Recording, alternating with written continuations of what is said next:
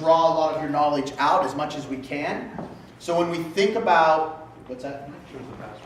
Oh. So when we think about the conversations that we engaged in last night, we understand when we think about engineering skills and engineering habits of mind that there is a rich literature out there that exists. People have been thinking about this for a while. All of you have been thinking about this for a while with your pluses, your potentials, your negatives, and your outcomes. And that's going to give us an opportunity as the leadership to digest that a little bit as well. So the feedback is really important for us as well as your insight. So a lot of your potentials are going to directly influence the work that Mike does at Baltimore County.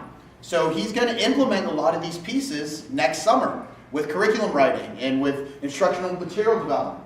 So those potentials, those pluses, those negatives, and those outcomes are going to be really wonderful vignettes for his teachers as they start to develop these pieces. So thank you for that. I think it's going to help his teachers out quite a bit.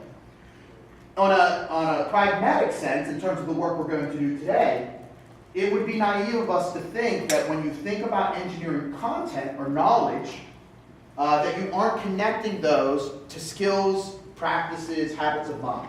So part of that last night was to bring that back forefront in your mind so that you're thinking about those things. So when you're looking at what is the knowledge that's necessary, that it's not this siloed, on its own type of thing, but that we understand that those pieces are mixed. I was lucky enough to be invited to a workshop from the Society of Elementary Presidential Awardees, and a former NSTA president, I believe she was she was teaching it for about 42 years or so. She made the point that about science education is you can't teach science content without science practice, and you shouldn't teach science practice without science content. And her point was if you're looking at knowledge, you have to contextualize it. And so I would argue that we're in a similar situation when we talk about knowledge of engineering, which is going to spread across domains. There's going to be science here, there's going to be math. Can't really do engineering without science and math. But it's connected to those engineering skills and habits as well. So that you really can't teach them without the other. So that's really important for when we start thinking about progressions of learning at the high school level, that there's an interaction between those dimensions. And that's an important piece. All right, so that's just a reminder about last night, why we went over that. That was intentional. We're going to take a lot of that information and digest it. It's going to be used, but as well as a way to facilitate the work that's going on here. Okay? So this morning, we have some speakers. So Mike's going to introduce our speakers this morning. Yep, so last night, I know there's a few people who were not able to attend. They were traveling or they just arrived this morning. We had a presentation last night. We had technology and engineering education at the state level. So the perspectives came from the state of Maryland. We were fortunate to have Scott Nichols, a specialist for technology education in the state of Maryland. And we had Ms. Mary Reinhardt, who presented on Indiana State from her perspective for tech ed. Today, we're fortunate to have Mr. Ed Reeve and Mr. Steve Barbado presented on the status of technology and engineering education at the national level. What's happening? We asked them to provoke maybe some visionary type things. Where are we going to get some thoughts? Really, as they're presenting today, we want that to be combined into what we're doing with the learning progressions. Where are they going? Where have we been? What's worked? What hasn't worked? And I'm going to let them jump into that. But one quick note. Last night we were fortunate to record the presentations. So if you were unable to attend, we will be sending a link out for the videos of the presentations from last night. So on that note, I'd like to introduce Mr. Steve Barbado, the CEO and Executive Director for AEEE, and Mr. Ed Reeve, the Interim Vice Provost of Utah State University. So thanks, everyone. Go ahead. Good morning. And I want to thank, last night Emily named as her advisor, so she said to me this morning, well, that makes you like the grandfather. My academic grandfather, yeah. Grandfather. What a way to start the morning. I am a grandfather. He's been called worse, though. Yeah. Well, good morning, and thank you for giving us the time here. Again, I'll introduce myself. I'm Ed Reeve. I'm a professor of technology and engineering education at Utah State. I've been there 30 years. I've been in this field for 40 years. My first conference was in 1977. So I've been around and I've seen a lot of things, and I'm excited to talk to you today. Steve? Yeah. So last night I gave you a quick overview of my time in education in the last 37 years, and what I'd like to add to that today is that I've had the benefit of a variety of experiences that took me from classroom teacher, State Department, business and industry, back to leading a school district in science and technology education, and then into this position, which brings it sort of full circle for me. And it's very, very exciting for me to be talking to you this morning with Ed about this topic, because it brings in new thoughts, new processes that we need to be able to incorporate and run with. And we missed one person from the intros that I know of, and that's Greg. So can we add you into the mix here? Can you just introduce yourself? Sure. Greg Pearson at the National Academy of Engineering in DC. Nice to be here. Sorry I wasn't here last night. And if you were to Google yourself, what would be on page 3? Something interesting. Something interesting. Gosh. I'm a pretty serious recreational cyclist. Good. Thank you. As we go through the presentation, feel free to stop us and ask questions as we're going through. There are 3 questions that we're going to be focusing on that Michael, Greg, and Tanner charged us with. We're going to try to address those in a very short amount of time. So if things come up and you have questions, feel free to raise your hand, ask questions, and we'll go from there. I'll continue here. And again, these are our perspectives. I give perspectives as a teacher educator, as president of the ITEA, and as a parent of a former tech ed student, and also as an administrator. So sometimes it'll get boring when I do the administrative stuff, so I'm just kidding. So these are our perspectives. There's me teaching industrial arts. Look at that hair. What's that? Look at that hair. I still have hair. That's the good part, I still have hair. And again, these are our perspectives, and sometimes, we don't always agree on our perspectives, where you may see 3 graphics, man, here. How many do you see, 3 or 4? 4? I see 3, but, so again, these are our perspectives, how we perceive things here from our lifelong experience in this field. So our first question, those were the 3 questions, and I'll just go back here again, what are the greatest challenges facing the field of technology and education, technology and engineering education? What are the lessons learned from previous transitions in the field? Where do you see the field fitting within STEM education? So those were the 3 questions. Who wrote those? All 3 of them. All 3 of you, okay. So they wanted to hear our remarks related to these here. So question number 1. What is the greatest challenge facing the field? We heard this last night. This has been throughout my almost entire career, is teacher shortages. I mean, teacher shortages, not only in our field, but all fields, there's teacher shortages. So, I mean, that's, I think, it's critical. And also, you said also to not only give you this question, you didn't ask us to give my thoughts, but we're giving our thoughts on, possible solutions. You don't want to just say the challenge without giving some thoughts on the solution here. Thoughts about what's needed to be done is, of course, better recruitment, better up-to-date promotion of programs, explore alternative routes to licensure. I know a lot of states are doing this. And also, better pay and recognition. Steve, do you want to say something? I do. So with each of those bullets underneath, as you look at those, there are more challenges if you were to do a subset of each one of those. So for instance, the 3rd one down, explore alternative routes to licensure. The difficulty with that is, in my opinion, and watching it through the years, is that every state has a different certification requirement. And oftentimes, in the state departments of ed, it's very difficult to even know which floor they're on, which office they're in, if they're ever there, and how to talk with them. It is so challenging. So not only do we have that one issue to deal with, but multiply it times 50, and 50 different scenarios. Very challenging. How many people are working in their states on some type of ARL? Just probably most states aren't they? There's my son. I mean, I had to throw, this is my Easter egg. You can Google that if you don't know. You know what Easter egg is? There's my son. So my son wants to be a technology teacher.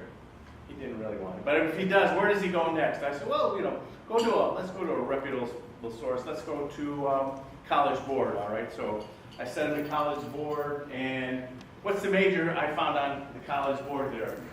You can get a major in technology and industrial arts education. I just did this a few days ago. That's what's up there. A major, I've never heard of that one. I've heard about many of them, but this is a national site. College Board here. If you choose this major, you're going to learn how to teach students in various ages how to use technology, machines, and tools. Not that bad. Courses cover such topics as technology and society, good. Laboratory management, computer systems, hands-on teaching, and career guidance. So, I mean, get an idea of what we're doing here. Which colleges offer, so I click on the little click there, and it says there's 77 colleges, 77 results. Being in this field for a long time, I know there's not 77 colleges out there. But There's about 45. About 45, you know. And as I look at this list here, I'm looking at Ball State. We have some Indiana people in here, right? Where's our Indiana people? Ball State's, yeah, I mean, they still have a good, I mean, I don't know how big their program is, but they have a program. Berea College, they may have a long time ago. Let's see, Boise State. I live close to Boise a few weeks ago. I mean, no, they don't have anything going here. BGSU, Ohio, yeah, they had a program one time, didn't they? I think they still have one. I think it may have gone away. BYU, Idaho? I think BYU does. I don't think BYU Idaho does. Yeah, I mean, so I mean, a lot of this, so the information there. Did you want to say something about the 77? So of those, what we're hoping is that we can start to generate some information, some dialogue with them to reinstitute these programs. It's critical. But I think when we do it, we have to be open to some thoughts that it may look different, be different, feel different, and deliver a broader and maybe more in-depth focus on this whole engineering idea than in the past with these alternative routes, connecting to them, as well as traditional teacher preparation in engineering and technology education or technology and engineering education. Related to the engineering part, there's a new major, it's new to me, but whatever, engineering education, right? And so it's been around, people told me 15 years. Is that a teacher prep, like a high school teacher prep or a K-12 teacher prep program, or is it only for undergraduate? I'll do my stab at that answer. Engineering education is typically aimed at the first year, you know, post-secondary to first year, 2 years college. Engineering education was created, and there's some, who is in here in engineering education? Okay. Maybe see if my answer's right, and maybe you can add to it, but it was created to help improve the retention, the teaching at the first two colleges, first 2 years of engineering. I was in the Department of Engineering Education, and we split the tech ed and engineering ed side. So a great idea, bringing engineers and educators together to say, hey, how can we improve the pedagogy of engineering? In the last 10 years, many folks, my professional, one of the motherships is the American Society for Engineering Education. The field of pre-K engineering education has grown tremendously. It's the second largest publishing division within the 55 divisions of ASE. And there's a significant number of folks doing research and practice in P12 engineering in classrooms using agency and private foundation work. What we don't have access to and what AEEE does is teachers, and so we're kind of an eHarmony, a perfect matchup. So, and that's something Steve and I and Tanner have talked about for years. So, you know, Sign on to that. improving engineering post-secondary, but also reaching out and saying, how can we help P12? I mean, and they've been doing a good And job. how can we, how can we help and make sure that engineering is principles of engineering? So it's a symbiotic relationship for sure. Okay. So teachers, number one answer. Number two answer. Again, we've been talking about this few teacher preparation programs available today.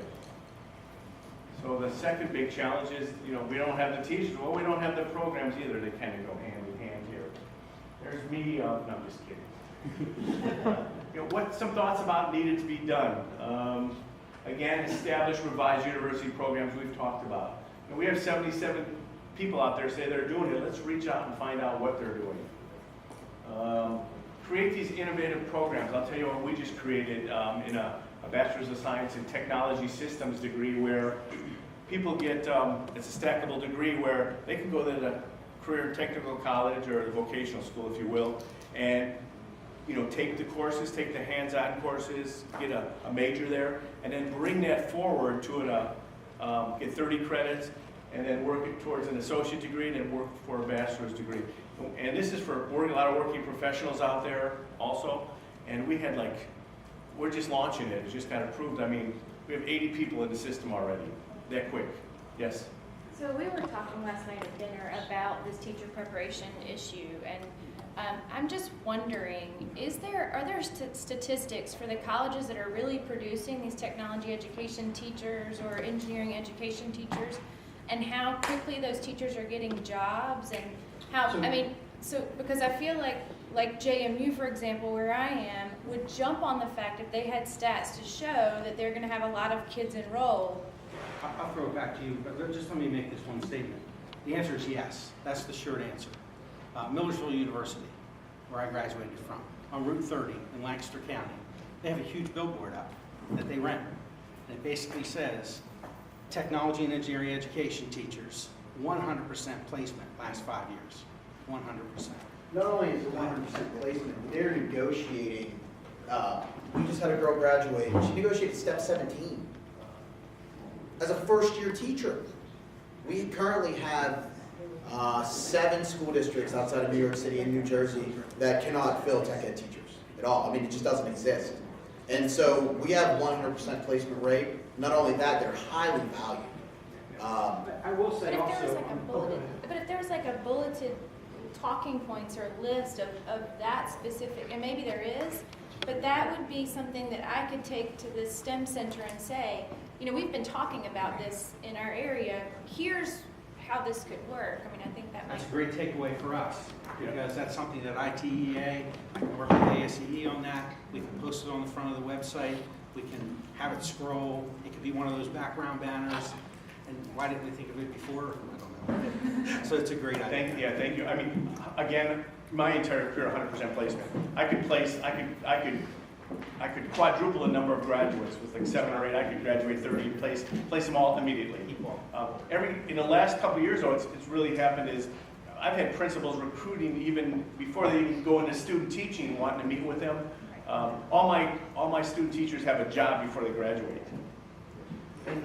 So let me just add one more thing. And so it's gotten to the point, I said it, so I read a CTET yearbook from 1970 something. They talked about teacher shortage in the 1970s. What's really interesting is that the states and how they're filling that need, because there are some states, and there's some prime examples. Oklahoma is one of them. There are thousands of technology education teachers in Oklahoma. There are 0 prep programs in the entire state of Oklahoma. Legislation dictates that there must be middle school they call it career and technical education, but technology education explicitly, certification, in every middle school in Oklahoma, yet there is no prep program. And so they emergency certify large percentages. We have one program that I'm aware of, Valley City State University in North Dakota, that does an online program with a face-to-face, hands-on student teaching experience. However, because of that certification issue that we led off with this morning, in Oklahoma, they're not accepting those in the state. And I'm thinking, it doesn't make any sense, but sometimes it doesn't.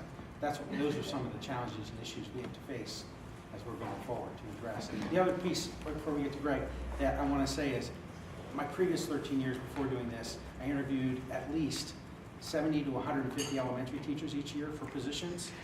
And when I did that, those that had like that TCNJ elementary experience dealing with integrated STEM education, technology and engineering, gave them a value add and a step up. That is a place that there's not a teacher shortage, and those elementary teachers need that value add on their resume. So it's a critical piece I think we can help fulfill as well. Greg. Yeah, just thank you both. This question for both of you.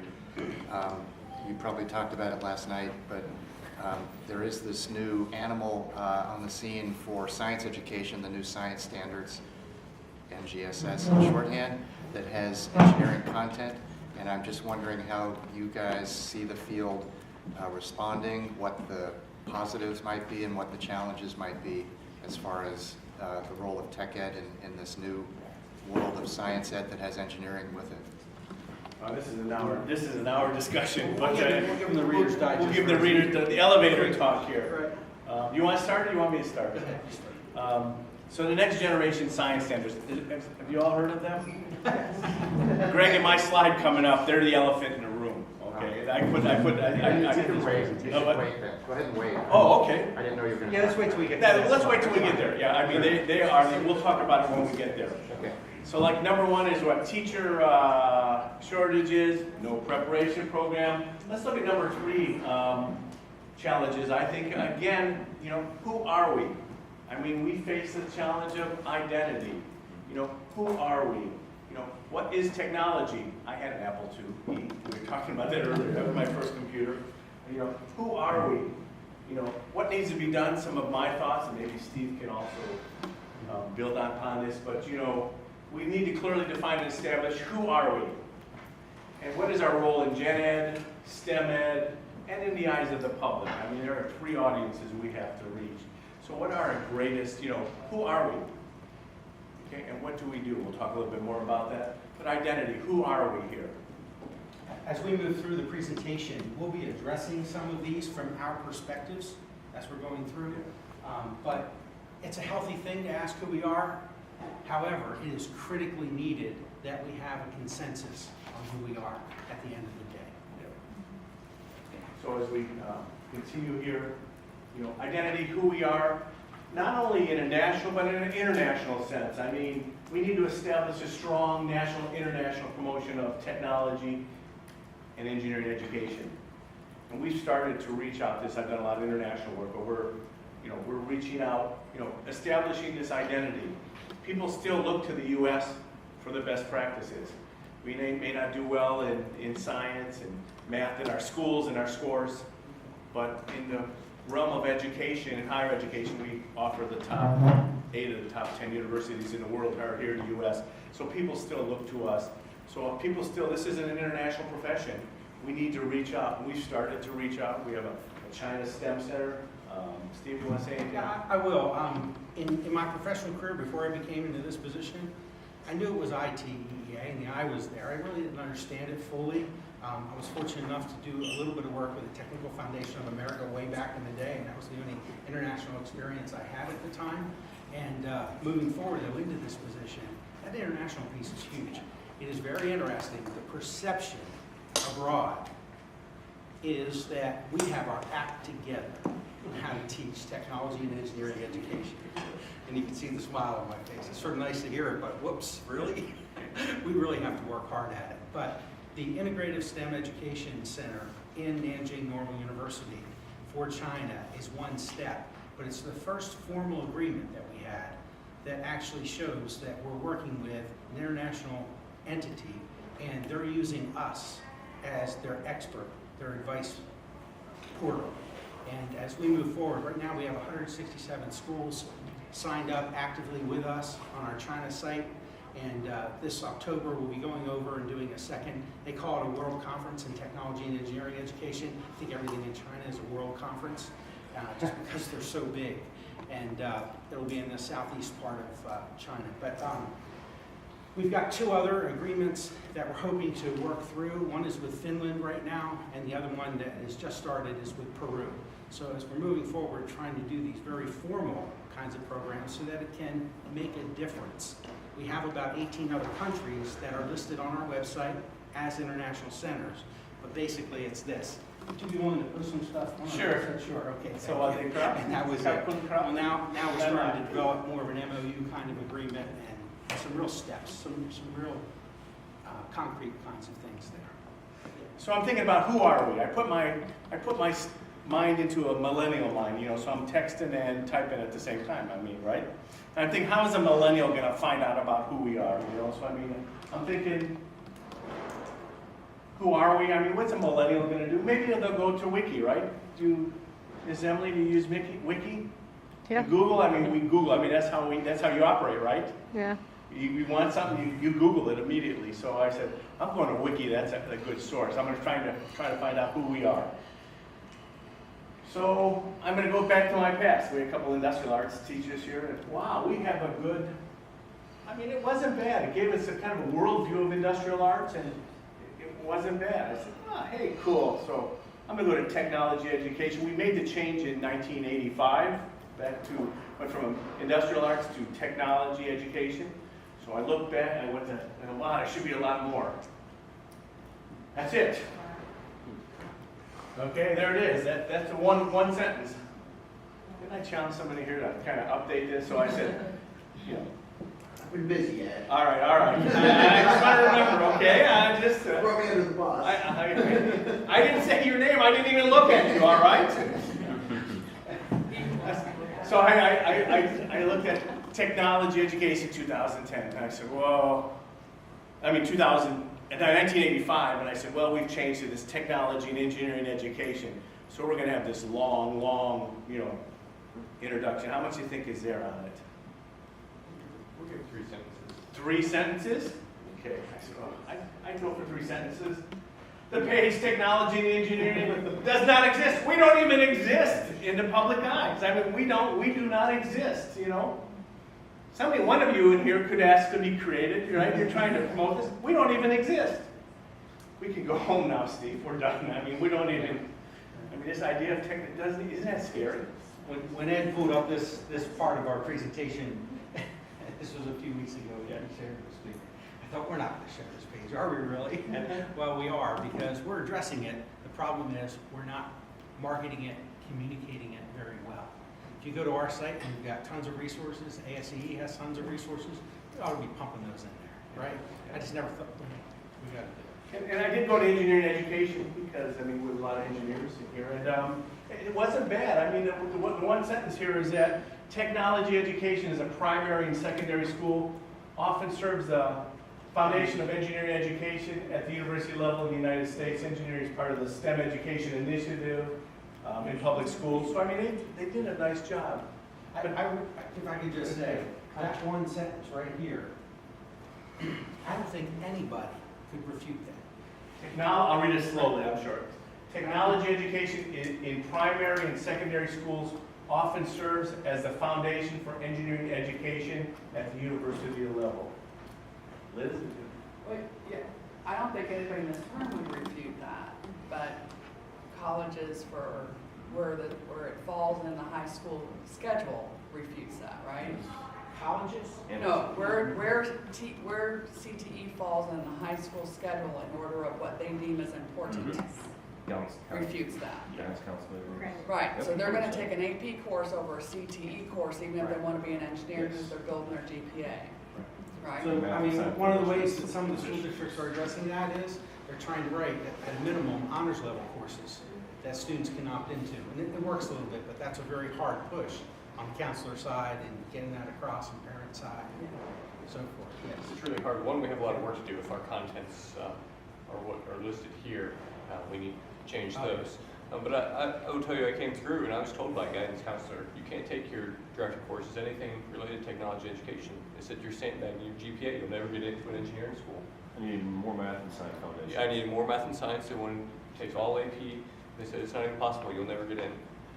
I took my Tech A classes and I still got into engineering. But yeah, and not to open a can of worms, sorry, Mike. But basically, like, we have some kids who won't take like a lot of these courses because they're not GT or AP, and they're afraid of it sandbagging their GPA. And they're like, well, but one of the main issues after I talked to a bunch of the parents are it's not necessarily getting into college, it's the finding money for college. So a lot of parents are worried that if their kid's not in like the top, 5-10% of their class with all these AP tests and stuff like that they're not going to be able to get these merit-based scholarships. So one of the only things that a lot of these parents think is, oh, if my kid doesn't get a merit-based scholarship, they don't think there's too many other scholarships available, which I quickly did a Google search right in front of them, and I was like you can literally find scholarship for just about anything nowadays. Like there's millions and millions of dollars that go unclaimed every year, and it's nobody knows how to find them effectively, and the guidance counselors don't really help them out with that. It's the guidance counselors in our administration just like they don't take technology education seriously. They just see it as you can kind of take it if you want to, and they don't see any value in it, which is kind of disappointing. Go ahead. Sorry, this is a little bit off topic from that, but you guys mentioned millennials are going to look on Wikipedia to see what this is all about. One, Emily and I are not millennials. Millennial means that you were born in the 2000s. I'm 22 years old. I think I'm one of the youngest ones in the room, so I'm not a millennial. I thought anybody born after 1980 is 82 is millennial. So you're the next generation? So next gen. So It's 2000s, millennial, the turn of the millennium. Okay. So, secondly, Wikipedia, not really where that demographic is going to be looking. They're going to be looking at social media.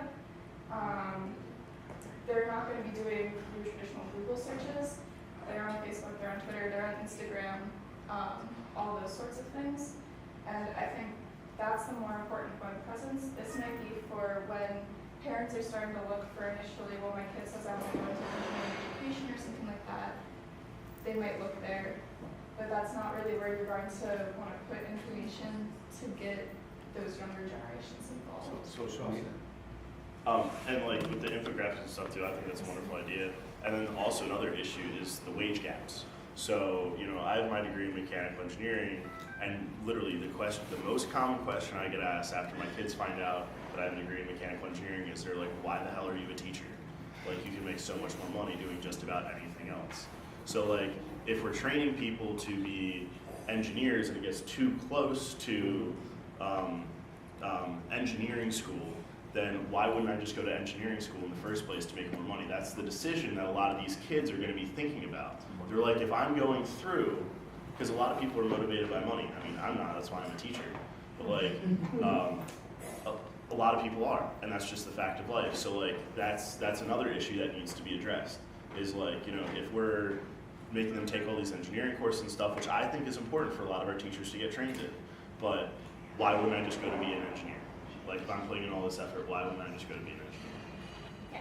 I just, going back to the problem of the credit-bearing courses, I think we in schools and in universities need to do a better job of communicating how in-depth and how rigorous our programs are, and then working together to make them dual enrollment, or finding a way that for the colleges to value what those experiences are. Because I know as we send students out, they come back and they say, wow, these kids were really ready. What did you do with them?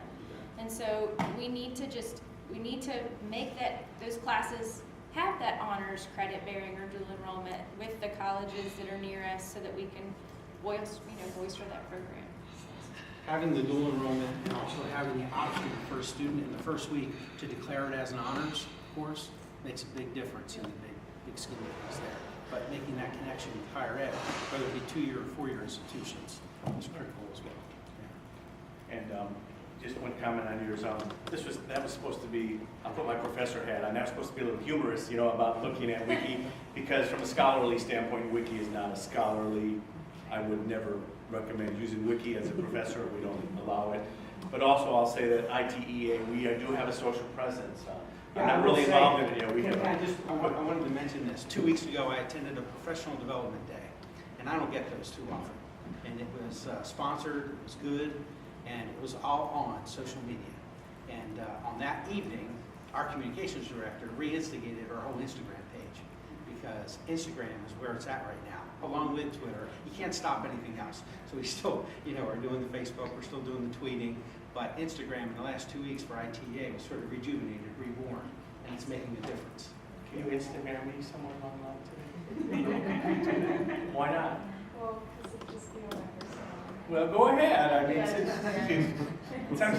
don't you want it? I mean, I'm not gonna get it anywhere. but you know, how do we get the word out? Before I leave this here, you know, what's the best? You're an industrial arts teacher, right? How did you become an industrial arts teacher? Oh, did I? Yeah. How'd you get interested in the field? Well, the interest came from my high school experience. Okay. But did you know we had college programs up? Did you know you had to go to school to become an industrial arts teacher? I did. I didn't. So University of Wisconsin Stout in Menominee, Right. been there many times. Me no money. Say that again? It's me no money. Me no money. Yeah. Me no money. Got it.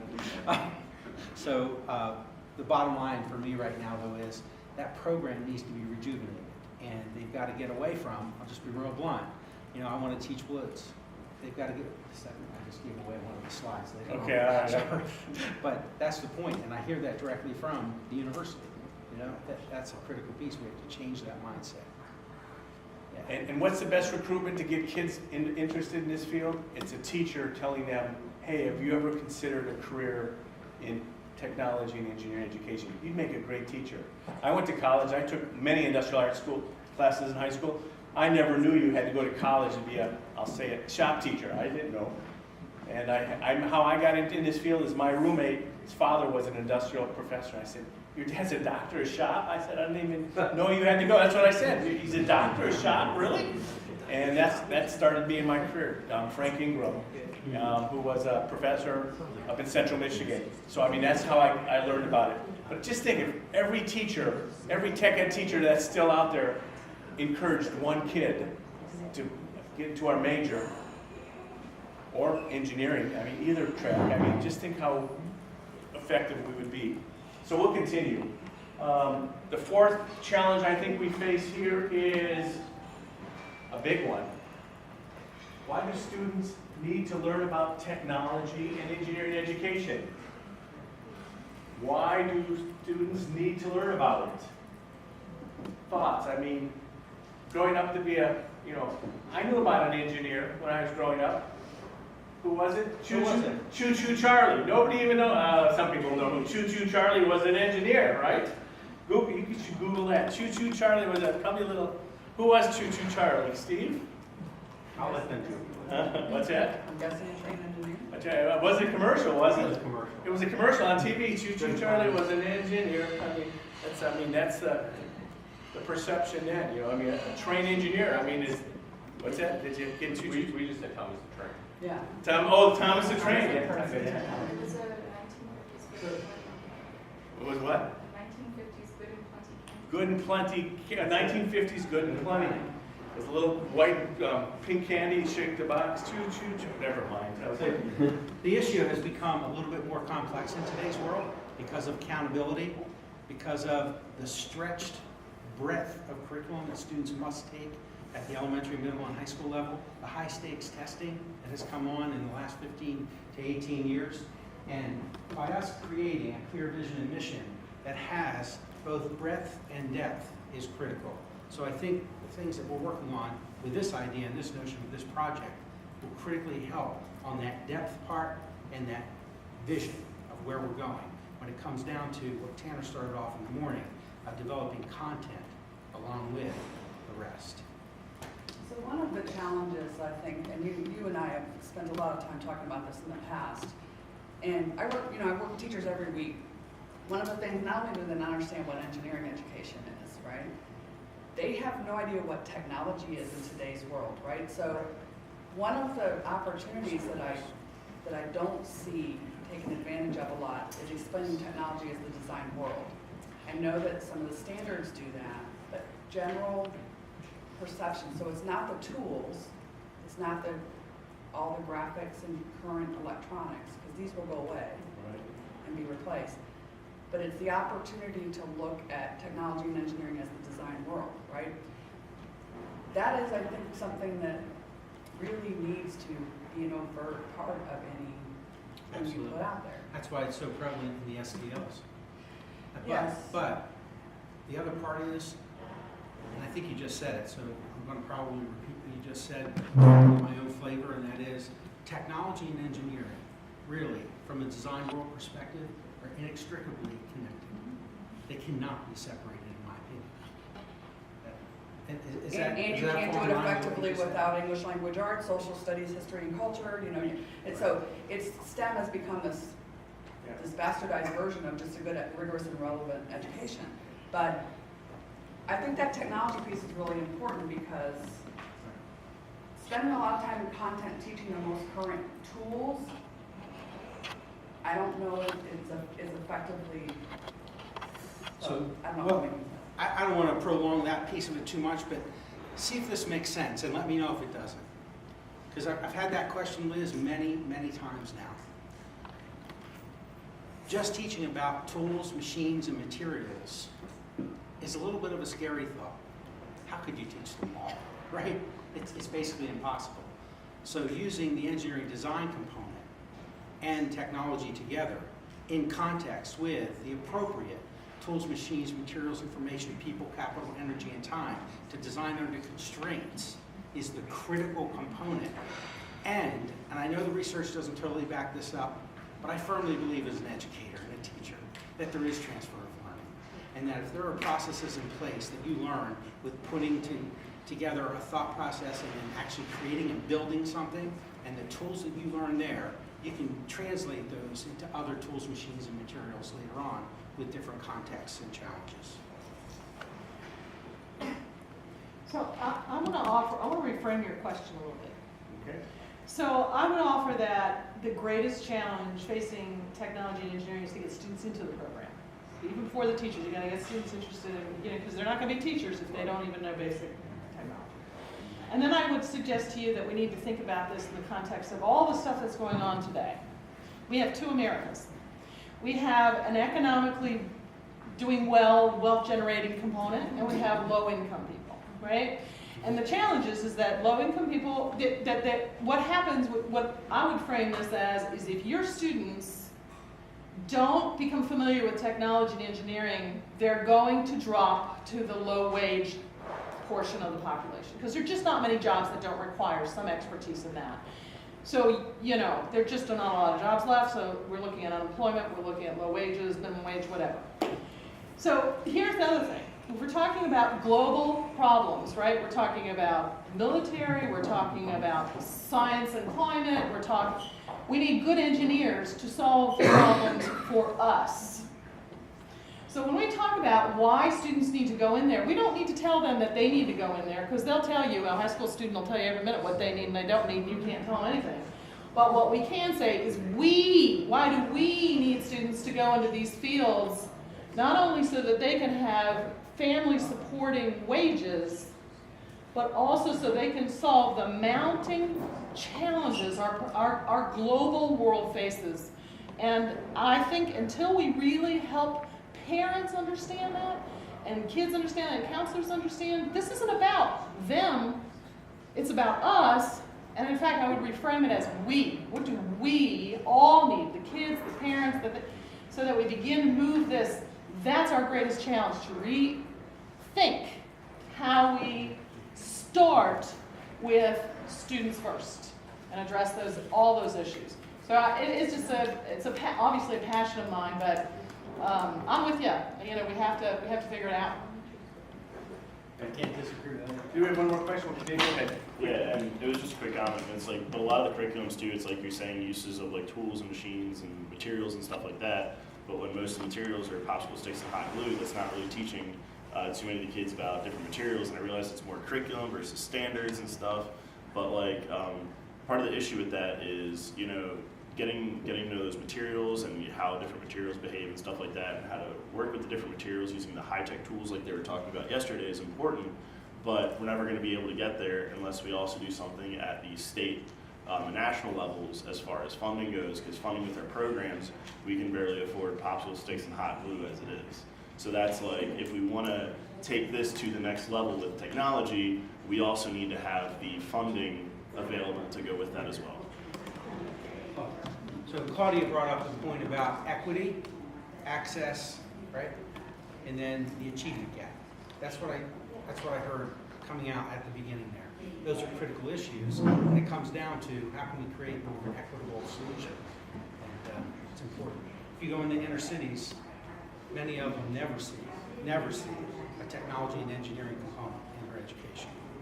Michael, is this all right? We're doing some discussion That's too. good. I mean, we're going a little bit past, but I think it's good. Still on question one though. What's that? Yeah, we had one more question, quickly. A quick comment, and I don't know that there's a right answer, but the equity piece.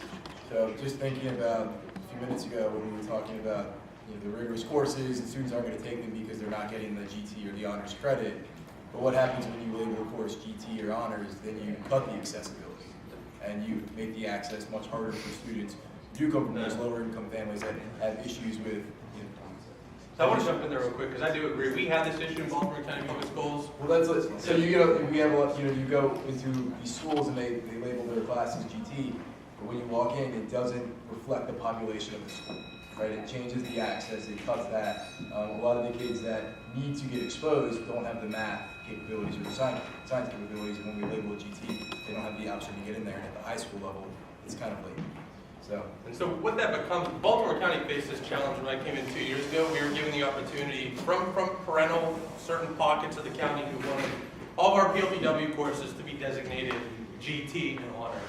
And where we decided to land is half the courses at the top are now GT, the beginning courses are not GT.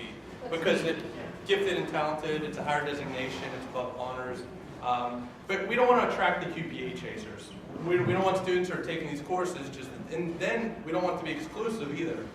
And what Scott was just discussing is it becomes a tracking tool.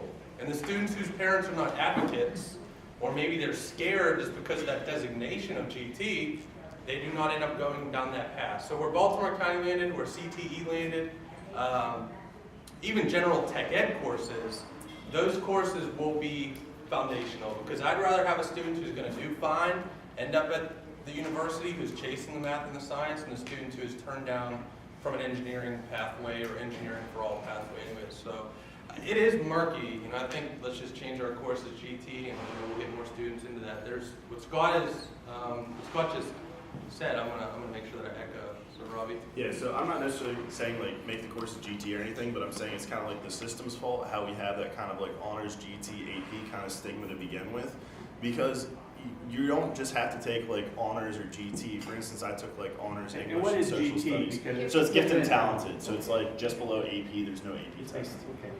So like, and then I took GT like science and math. So there's nothing that should make a kid honors or GT. It's just whether or not they're getting the encouragement from the teachers and from the guidance counselors to challenge themselves. We're getting kids that are afraid of failure. We're getting kids that are afraid to challenge themselves. And those are the issues that we're facing today with the whole, you know, every kid gets a participation trophy kind of thing, which is a whole different can of worms that I'm not going to talk about. So let me just add one piece to this. It deals with the achievement gap. I don't know in your school district if you've really addressed that head on, but you open up a huge can of worms when you do that, but it's worth it. And the realization becomes this: if you can provide honors and GT, we never had just a track for GT, honors as an option in all the courses down the road, and you challenge students to take it for that level, and you bring the rigor up, there's one piece the school system must provide, and that's a support network to help those kids bridge their learning gap. If you're going to ask them to stretch, you better give them some supports along the way, and that's got to be there up front when you do it. It's critical. One more. Okay, keep moving, but go ahead. I think in addition to the support network, we have to offer quality instruction at all levels. So if we get a student to GT and honors courses and they can't be successful in them, then somewhere along the pathway, we have to consider that we have possibly failed them in the education system. Now, I don't say that to say that students don't have personal accountability and responsibility. I think we still have that portion of with students, but we have to consider that as well. The other thing I would caution us is perpetuating the idea of a lot of times that urban environments don't have access to quality materials. I can go in any public school in this state, I would put money on it. They have technology available that's never been utilized. They have supplies available that's never been utilized. And they have textbooks available that's never been utilized. Maybe the custodian is the only person that knows where things are. But we also have to make sure that we're being good recipients of the things that we do receive. Because it's hard to advocate for additional funding when you know you have things in buildings that's not being utilized, things that are going to the trash can, things that are just going unused to enhance student education. Thank you. I'm going to continue here. Those are some of mine and Steve's together. These are some of Steve's perspectives here. So building capacity comes along with that teacher shortage part, and there's got to be multiple routes for that. They're critical, absolutely critical. Taking a strong leadership role within the T&E and knowing what we are and how we do it best. In the real world out there that I see, we need to make sure that preschool through grade 12 teachers can own, understand, and deliver the T&E of STEM in a real focused way. We're using that integrated STEM education model and philosophy to help emphasize that, but it doesn't stop there. It really takes on more detail and depth to actually deliver that in a real way, and it's critical that we do that. And building confident P-12 technology and engineering educators. There are very few technology and engineering teachers that are out there in the world that I meet that really feel confident about how to talk about this with parents, with counselors, with their colleagues, with their administrators, It's really critical that we build that confidence level if we're going to defeat this challenge, or meet the challenge. Okay, we'll continue here. I'm going to challenge all of you. You don't have to do it right this second. I'd love for you to go to iteea.org, go to the About, and download what is ITEEA. You're going to see the folder. Yeah, thanks. We call this ITEEA in a box. Okay? And is this a little sales pitch for ITEA? Yes. But more importantly, it's trying to talk about, so that you have some tools, the what is of ITEA and technology and engineering. So if you go, the handouts were in here, sorry. If you go to this page, what is technology and what do the students learn? That's what we're all about. The infographic that you see in front of you is downloadable, okay? It works much better than this little expensive piece right here. It's like a $3.60 piece. We're not going to mail out 1 million of these, right? But we want everybody to download this infographic and give us some feedback, give us some input. So when you download it, it will look like this, and it goes through and it explains the little robots in here. So as you look at this first one, and obviously you can't read it, but this is in your booklet on the binder. These robots have little pullouts, and it gives you more information, the habits of mind. And as we go through, it gives you all that detailed depth and breadth, and we can change this in a moment's notice. So if we're getting feedback and we need to adjust, and we need to be able to say things a little bit differently to help with the counselor component, to help with the parent component, to help with the student recruitment component, then we can do that. But we need input, we need to know what's out there. There's some testimonials there. Our STEM Center with curriculum assessment, research, and professional development. And it goes right through on our supporters and our institutional members. So take a look at that when you get a chance, download it, give us some feedback, give us some updates, and we'll adjust it, okay? We'll go back to the presentation. Okay, we're going to go a lot quicker. We only had 3 questions, but then we're done with that one here. So question number 2, and I'll go a little bit quicker here. We'll switch sides of the room. Number 2, what are the lessons learned from previous transitions in the field? So I've been through 3 transitions, so here's some lessons learned. When we went from industrial arts to technology education in 1985, we had a solid rationale for this curriculum change. We had Jackson's Mills industrial arts curriculum project I needed to memorize and be able to present on. We had many involved in efforts related to this. This included curricular development and support, professional development. We had vendors, we had textbooks, we had all of our organizations working together to support this. We had professionals in the field come together, like we are today for Jackson's Mill. It was actually a resort in West Virginia. They came to draft a new curriculum.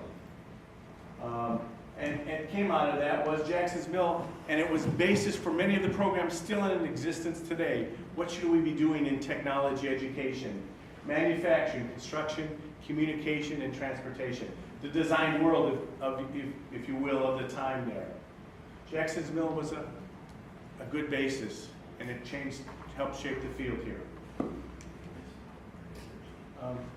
Steve, did you want to say anything about that? I'm good. Okay. Yep. Number 3, what other lessons did we learn? We had many leaders in the field. We had lots of leaders. Lux, Ray, Don Maley, Lauda, Paul DeVore. I mean, we all had all these visionary thinkers. My question is, where are they today? And I hope some of them are in this room, because we need the future leaders. Absolutely. That's a challenge for you. We need the future leaders. The standards movement. We had the standards movement. Standards movement came about, why? You know, when I was in college, Nation at Risk, 1983 report saying, wow, hey, we're struggling in America. We're failing, nation at risk. Gave birth to the standards. I believe the math were the first, or science? Yeah, the math were the first standards. Our profession got involved in the early 90s. 94, we crafted, rationale and structure, and then we worked for 6 years trying to get it done where we developed our standards and released them in 2000. What? 2000. And then 2002. 2002, and revised them in another edition, 2007. But they came out, and I think they're still relevant today. So one comment on that. In the booklet that you see in the middle there, the standards for technological literacy, the standards, the 20 that are there, are still valid and there. The vignettes, the samples of what tools, machines, materials were used, obviously need to be updated. That's part of the curriculum writing process. It's not part of the standard setting process. Standards offer content and benchmarks. They're not a curriculum, as in most disciplines. It's hard. Another challenge, it's hard to change people's perceptions and practice. We changed in 1985, and I still have kids come in and say, I want to be a Woods teacher. Right, Scott? I want to teach Woods. I don't care. You know, they want to come because they enjoyed it. They want to teach Woods. A good majority of them, we change their minds. But there's still some that graduate. They're hard to change. You know, 1985, we did this change, and we still have people who want to be shop teacher. Okay? This transition, research was important. My professors had us on now. You know, we had yearbooks. You mentioned the yearbooks. We had our journal. We had professor and grad students. We did some national surveys. 2002, we did a Gallup poll. What do Americans think about technology? So research is important to this change, and we had it built. I'm going to talk about the change, the recent change here right now real quick. You know, we changed in 2010 to technology and engineering education. The professional support wasn't as strong as it was when we had Jackson's Mill, when we had a really solid basis for changing. It wasn't as strong. As a matter of fact, it took a couple votes to get the name, to get our field to change, as a matter of fact here. So why did we change? Anybody want to answer? Why did we change? Well, I mean, we looked at why we changed, just in red there. I'm not going to read these, or all of them, but teachers have been working in both areas. We went to technology and engineering because we had teachers working here.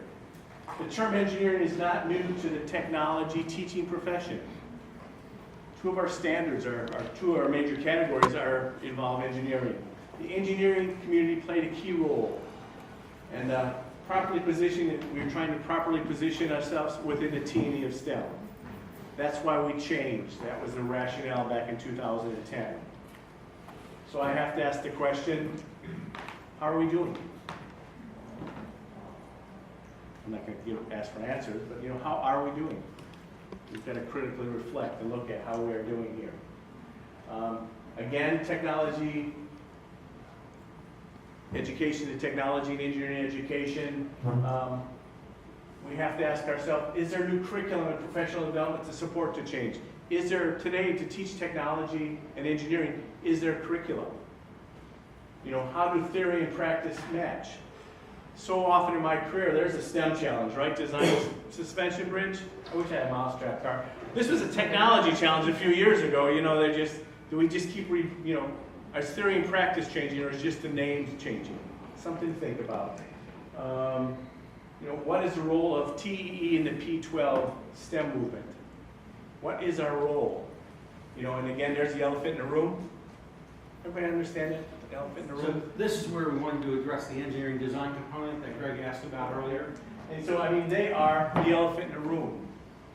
So, you know, where do we fit within this next generation science standards, where they have put scientific inquiry and engineering, you know, engineering design in the same level? Where do we fit here? You know, I did a survey in the state of Utah. As I said, you know, what do you know about engineering design? You know, and you know, how did we actually looked at the standards written in the document in Next Generation Science Standards. We tried to find out teachers' perceptions. Can they teach this here?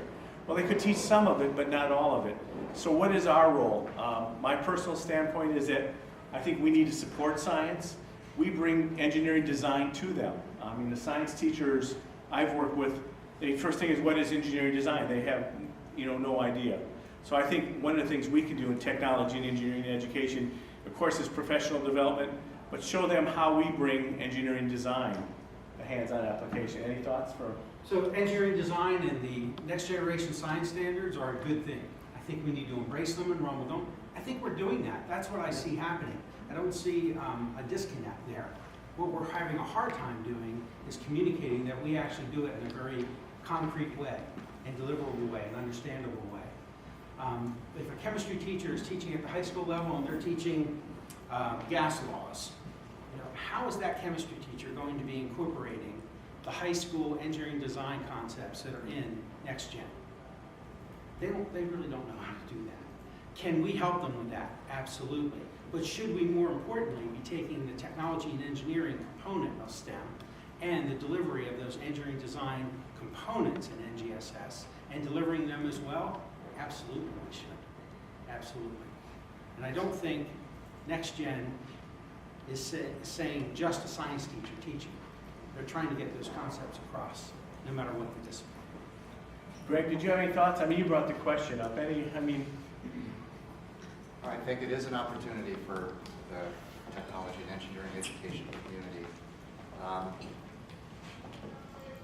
The question you've raised about how well prepared the field, the teachers are to execute the engineering design process is one concern. The other is, more importantly, I think one Steve just brought up, which is where it's possible to do so, connecting the science and math, for that matter, content to application opportunities through engineering design, and that's the exact thing that science teachers and educators in general don't know how to do very well. This true integration, it doesn't work with all concepts in science, and that's part of the challenge too, is figuring out where it's appropriate to use science as part of the improvement. Just knowing how they work together, you know. Well, yeah, when you're trying to solve an engineering type problem through the design process, often science does come into play, even at the middle school, even at the elementary level. You can do some basic science concepts. So, but it's not trivial to understand how to do that well. And to the extent your field can truly begin educating the teachers coming out of the gate to be thoughtful integrators, they could be coaches even in schools, or master teachers available to the science up and down the hallway in the school, science and math teachers, because this is a new area and it's not easy to do, and most schools don't know how to do it. It requires both teachers to step outside their comfort zone a little bit, you know. So let's study this. Use the scientific method to, you know, study how we, you know, what the best temperature for growing plants, or pick something, and then engineering design challenge. Let's build a greenhouse, you know, that meets this challenge here. Put them together, show how they go together. Did you want to say something real quick? Yeah, we did a national survey based on your original work, and science teachers are pretty nervous about this. Oh, they're terrified. Yeah. The standards themselves in science are a huge leap and change for science educators. It's the so-called three-dimensional learning, and it's very confusing and complicated, and even the experts who are working on curriculum development and teacher training are struggling. So when you add the E, it's just like, are you kidding me? I got to do this and the E, which I don't even really understand. So yes, they are quite, they're either resisting, don't tell me, don't want to do it, or if they're doing it, they're really not sure how. At this moment. At this moment. Well, it's been 4 years. What time do we have, till 9:30? Is that when you want us to break? Yeah, you got time. We'll break in 15 minutes. Go ahead. We're almost done. The whole idea of integrated STEM, somehow we need to find a way, or help find a way, to actually integrate the entire schoolhouse. We're all looking separately, the science standards and engineering standards and technology standards and math standards. You mentioned the gas laws. I mean, when I teach the engineering challenge of a hot air balloon, I want the chemistry teacher to help present the gas laws that make that thing happen. I want the math teacher involved to help understand how to calculate the volume of those irregular shaped balloons, and how to design using science and math tools to create the design. And then in the end, use those same things to measure the results, manipulate the data, put the data together, analyze the results. And so how do we do that and teach the engineering design process with the experts? Because I believe in the real world, do we not bring those experts together in order to solve problems? The deep dive, right? The deep dive, yeah. Social experts, math experts, science experts. So why can't we apply that, or somehow bring that back down to the education arena? last night, I think it was Tanner, talked about the learning progression, right? And with the, we weren't supposed to say it anymore, but the mousetrap card, right? There has to be a learning progression, number one, to be able to do that. And we have to be able to define that as we write the curriculum. It's really critical. And we have to be able to, and that's what's happening with this project, exactly. And the other part I wanted to say, as we get up into the high school level, we are not asking for every student to become an engineer, period. End of story. What we are asking, what we're demanding, what we're requiring is that every child, every student, every level, P12, becomes technologically and engineering literate so that they can survive in the world, understand the world, and when you look at the National Academy of Engineers grand challenges, that they actually know how to even think about what they're asking to do there. When they come out of high school, we are not going to be producing engineers. What we're going to be doing are producing engineer-like-minded students so that they can excel in life. And because of that, we said it in a sentence earlier today, there will be an offshoot of those that have that interest level, that ability to take it and run with it as a career. That's what we want. That's what we want to do. I'm going to give two quick examples, be very quick. Kurt Richwine, North Penn High School, Pennsylvania. Haven't seen him in 10 years. But back in like 2006-07, he did this project called Big Projects. And they would wrap around a theme every year, sort of like, you know, a community, a school will all decide to read a book, and that's what they did. And it really worked. But it takes unique individuals, and that's where the teacher comes out and makes the difference in those. The other example is the ability then to be able to take that and connect it with the students and the community. And there's a Go Baby Go project that you're going to hear more about from ITEA, because I hope you all become members. And we're going to be running with this Go Baby Go project. And when we do this, you're going to see that it can become that deep dive. It can become that connector. We got a couple comments, go ahead. Yeah, so the two things kind of stem off from what he does. So the only two ways I can really see like pulling that off, because like if I look at the breakdown of one of my tech ed classes, I have kids from, you know, all sorts of different math classes, all sorts of different science classes. Sometimes it's just a difference between, you know, an honors level versus a standard level, and sometimes it's a, you know, I have kids in my POE class in Project Lead the Way, and I have some kids that are taking Algebra 2, and I have some kids that are in Calculus 2 AP. So it's, you know, we're never going to be able to get the math teachers and the science teachers to all get involved in one kind of big project. The other thing is Finland does the phenomenon-based learning, so that's kind of the other direction that you can kind of go with that, but then you have to have a lot more well-versed teachers who are more familiar with like a lot of wider concepts and stuff. So what the phenomenon-based learning essentially is where they focus on a topic like World War II and see how social studies, math, and technology and stuff all tie into like a centralized topic. So it's, instead of going to a tech ed class, they more focus on like events, and then that teacher teaches them about all the different aspects related to that event. So that's another way you can. Liz, did you want to say? Again, I work in all 50 states. One of the problems themselves is the standards, because now all states are denying NGSS exists, and they're just rewriting them with their state's name in front of them, which is kind of strange. But I think that the constraints of the problem are we're not going to be able to take down the silos in high school. And so we're going to, you know, we can choke on the apple, or we can eat the apple in small bites. And I think one of the things is just to do these smaller challenges with one other teacher and tie them to the grand challenges and talk about growing citizens, because God knows we've never felt more like we need to grow people who can solve problems, right? And so I think that's really the way to take this kind of the thing. And the other thing I would say, and this is a personal point, so it's just my opinion, please let's go from build to create when we talk about solutions. When teachers hear build, they picture a shop. I know it sounds crazy, but create is something that doesn't have to be physically manifested, and it is a higher order thinking. So if we make that one change, I think we really can. It sounds crazy, but I think it's an opportunity for us. It's a golden nugget to take away. Good one.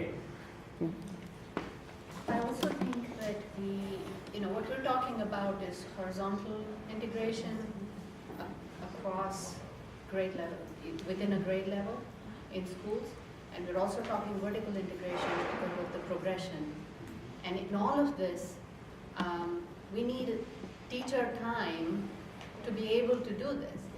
And that brings me to the point that you can teach somebody to use the newest kind of, it's not an exact example, but suppose I come out knowing how to use a particular software tool to do amazing things, you know, with 3D printing or whatever. But then I come into an infrastructure where we still have no Wi-Fi networks or no computing technology that will support this kind of stuff, then we're trying to fit, you know, a next generation solution into existing infrastructure that won't work. So I think with technology education, we're doing exactly that. We're talking here about how we can teach better, what resources can be used to bring it all together and deliver what is needed for the 21st century student mind. But we're going into the system of schools, curriculum, how teacher time is distributed, an administrative process, a bureaucracy, so to speak, how are we going to do this? So we need to talk about that aspect also. We can do all this, but when we go into the classroom, that's where the rubber meets the road. So it comes to a screeching halt because all of a sudden you don't even have time to think, let alone figure something out with the teacher next door. 10 minutes, yeah. We're gonna continue on real quick. I mean, I heard a gentleman here say something about science teachers are not comfortable with the E component, which is interesting to me because I've always felt that STEM, the word STEM, was a redundancy in it. Because legally, in this state, engineering is defined legally as the practical application of science and math. So I think if the teachers were told that engineering, since it's a separate word, letter, and it's like it's a whole separate category, a whole separate thing. When it's not, it's a combination of the two. And the teachers may become more comfortable realizing that science teacher, part of what she teaches, is part of engineering. Well, I'm going to continue on here. You know, your comment has been a 40-year discussion. It'd be ideal to have the science teacher, the math teacher, all of us working together and saying, we're doing this in our class, we're doing this in our class. I haven't seen it happen in 40+ years. But the basic step is to, you know, when you're sitting in the teacher lounge having a smoke, well, you can't do that anymore. But when you tell the home ec teacher, you know, hey, you know, we're building solar ovens in our tech class. Oh wow, maybe I can use that in my class. How often do the other teachers in the building even come down and see what we're doing? You know, they don't. I mean, but there's the minimum to try to get this interdisciplinary STEM, and telling them what STEM is. I liked Liz's, you know, definition there. You know, science is what? Study the natural world. Technology is applying the natural world to meet our needs and wants. Science, there's lots of or engineering creates technology. Real simple. Engineering is create technology. And of course, math are the numbers, patterns, organizations that bring it all together. You start with a real basic definition of how they all work together. There's where you can start to show the roles, how we play in STEM here. How do we connect with our like-minded partners? That's one reason we're here. How do we all work together? There's so much going on there, you know, to bring this. We need to all work together. And we're trying. I'll continue here. Steve, your questions here are... So, a lot of what I'm going to say here sort of sums up, I think, what I've been hearing. I'm going to put it in my own words, my own terms, because this question hit me personally, and I wanted to be able to address it. Good industrial arts, quote unquote, back in the day, in Pennsylvania, because that's where I had to teach and was teaching, was to teach about industrial processes, industrial machines, materials, and also connecting it with the art and aesthetics of how products work with human beings. That's what it was. It was centrally focused around visual communications, energy, power, and transportation, and industrial materials. Those were the three content organizers. And good industrial arts was supposed to be able to take a variety of those and make it real for students. At the time, We had a little bit of elementary, not much, but it was mainly middle school and high school, full tilt. And those were the content organizers and the delivery. The reality was this. That TLBDC stands for Teacher Likes Based Driven Curriculum. Okay? Because as teachers got out there in the field and that door closed, they basically taught what they liked, period. So if they wanted to mass produce Halifax bracket clocks with their kids, by golly, by Neds, they did that. That's just the way it was. And nobody questioned it. Did they address the curriculum and the needs for good industrial arts? Maybe, right? Maybe, but it was a teacher's likes-based driven curriculum. Teacher needs-based driven curriculum. That's what I used to hear when I would bring this up back around 1984, 85, 86, when we were making the transition. And teacher needs-based driven curriculum, the teachers would say, it's a teacher, teacher needs-based driven curriculum is based off the teacher likes. But when I challenged them on that, they would say it's because my students like it. So that was the student likes-based driven curriculum down the bottom there on that sentence. So why do you think the students liked it? The teacher showed passion for it. Absolutely. There's no doubt. That was the direct connect. So here's the challenge in today's world. When we look at lessons learned from my perspective, we need to be able to take what we're talking about here in this workshop. We need to be able to take what we're talking about with Next Gen, with what we're talking about in terms of integrative STEM education. And we need to define it well, deliver it well, in a way that when teachers go to apply it, they can't teach everything at once, right? They can't. It's impossible. But what we need to be able to make sure they do is that they have passion, they have focus, they have confidence, and they can deliver it in a way that their students own it. Many of you that know me have heard this analogy before. I'm going to end on this one with lessons learned. 1979, I was at my first football coaching workshop, first year out of college, Penn State, and Paul Bear Bryant was there from Alabama. And he said, gentlemen, you don't coach people, you don't coach football, you coach people. So treat them as people. Number two, those of you that are in the discipline area of teaching, which all of you are, you don't teach the discipline, you teach the students. Be aware of that. You have to be, the next point was, this is all in a 15-minute talk, you have to be able to teach or coach them in a way that they can perform better than you can teach or coach them. Because in the application of it, when they get out there and do it, you can't control the environment. It's going to be different. So you have to be able to teach them the tools and skills that they can excel with in a way that's better than you can just deliver it. That's critical. Third one's a little risque, but sort of real. You can't make chicken salad out of chicken shit. Okay, so you can't say that in my class. I know. That's okay. That was Paul Bear Bryant. I was quoting. That will be But I've carried that with me all the way through. So what we need from all of this is we have a window of opportunity out there. The windows of opportunity, it always sounds like the windows of opportunity are very short and they're closing. Nah, that's the other lesson learned. There's always windows of opportunity. Just like when a school system says, I don't have any money for that, I don't have any money for that. There's always money for that if they want it to be for that.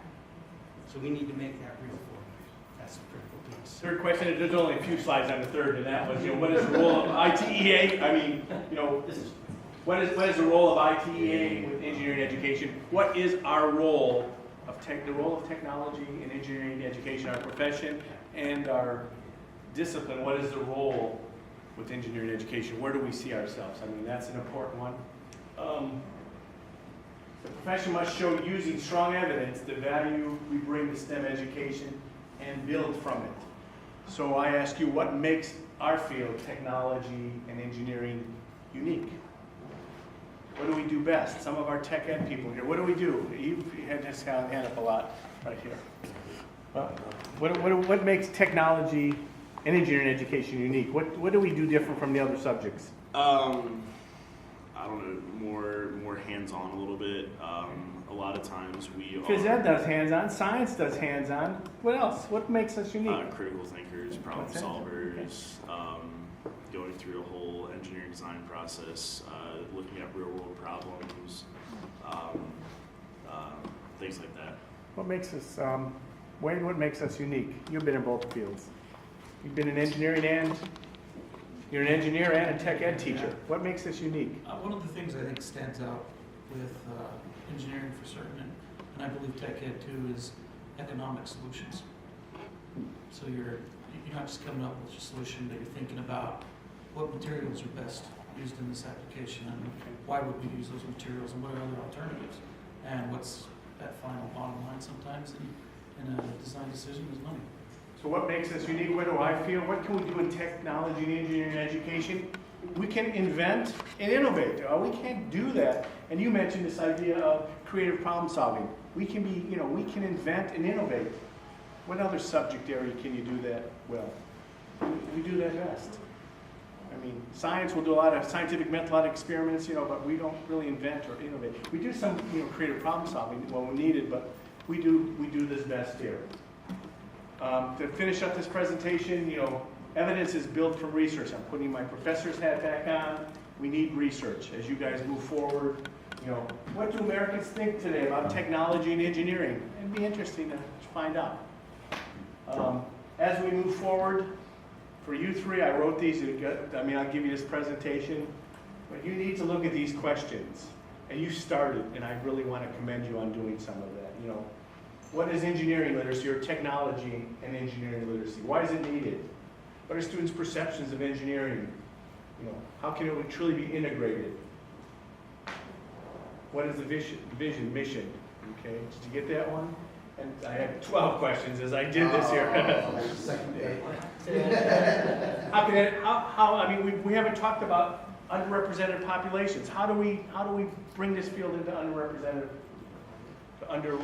populations? What's the content standards I think you're trying to work on a little bit today here? How do we get others to buy into engineering education? Who teaches it? Who trains them? How are they accredited? Who delivers professional development in this area? How is it promoted in the schools and the eyes of the public? These are all some questions for you guys to think about as you move forward here. Steve? So we're using an integrated STEM education philosophy to help us jumpstart things, to focus around and to move forward with, but it doesn't end there. So the field needs to be able to use it as a nucleus and be confident with it. We should have our cake and eat it too. Meaning, no matter what situation we're in, at the pre-K-12 level, whether it's preschool, elementary, middle school, or high school, we should be able to take technology and engineering as a nucleus and teach that integrated STEM education approach and make it real for all students. And sometimes we're not that different, we're not that unique. But in the end, what we're doing is rounding out the knowledge base of children so that they become MacGyver-like, so that they become confident in their own ability to make the world better around them. That's the real key. And it's a complex issue, definitely. There was a paper that Tanner was the primary writer of and I assisted with in delivering last year at the Mississippi Valley Technology Teacher Technology and Engineering Conference, and basically talked about coherence of curriculum. And we used the Engineering by Design as an example, but Project Lead the Way was there. We talked about some others from local level development, from state level development, but we used DVD because we knew it better as the base. But the real takeaway from all that was there needs to be a coherent curriculum that pulls it all together. And that's what this work here is doing and helping us identify. So to conclude, we're done. I do just one more statement. All right. Nobody mentioned STEAM yet. Yeah. Okay. So somebody put it on the parking lot. We just wrote the initial white paper. There's a prof at Augusta University. Her name's Ashley Guest. She's a Virginia Tech graduate, and we worked with her to develop a white paper on STEAM and where we are. It's in draft, but it'll be published in the TET this fall. And So where are you? the answer is yes. It should be there. Do we have to call it STEAM? No. Does everybody do it? Yes. Was it in industrial arts? Absolutely. It was in the name. And we should carry that forward as we're moving with it. So that's my Reader's Digest project. We got one quick, we're done here. So more so than with like the curriculum and stuff, like another big piece, like also like even if we write the best curriculum, it comes down to the money. It's can we get these new 21st century tools in the classroom because it's getting more expensive to educate our kids with a quality technology education. So that's like another big thing that needs to be a big push at the federal and local levels with like the legislators and stuff. I'm not going to disagree with you, but I told Ed this last night. We were talking about the money. 2003 and 2004, Lower Merion High School and Harrington High School, I bought 2 rapid prototyping machines. Okay? It cost between $48,000 and $60,000 a piece. put one in both schools, connected it through the LAN system to both middle schools so they could design on the CAD systems and produce. What is a rapid prototyping machine? 3D printer. It's a 3D printer. That's what it cost back then. We can get them for what, $99 right now, right? $99? Yeah. So you can do things differently today and you can be creative with it, and that's what we have to be able to help supply as well. Those different ideas to be creative with. And throughout my career, I've found if you're doing a good job, your administrators are going to find you money.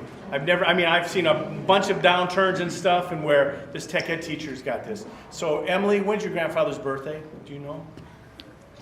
The April 13th. Oh, my birthday next year is April 13th. Okay, you got it. Thanks, granddaughter. Send gift cards, please. Send gift card. No, it's the ITEA conference next year on my birthday, so I want to invite you to my birthday first of all. April 13th is my birthday. Look at my driver's license here. And we're in Atlanta, and we bring STEM to life. And for those who have been, I want to invite all of you. My personal invitation. You can sing happy birthday to me.